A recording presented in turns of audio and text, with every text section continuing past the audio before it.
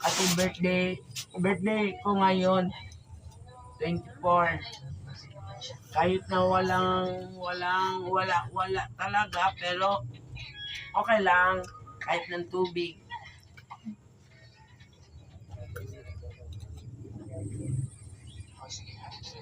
Sarap-sarap talaga.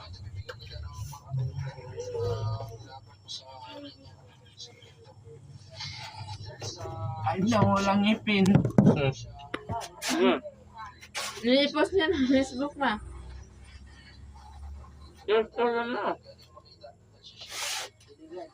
Sarap din magkain walang ulam.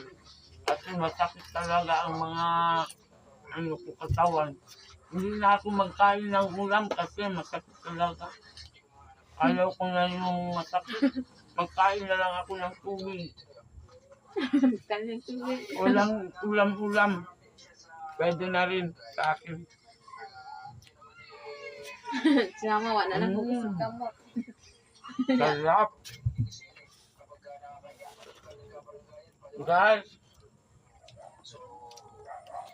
masarap talaga guys. Magkain walang ulam. Kahit ng tubig, masarap din. Yun lang guys. Bye-bye!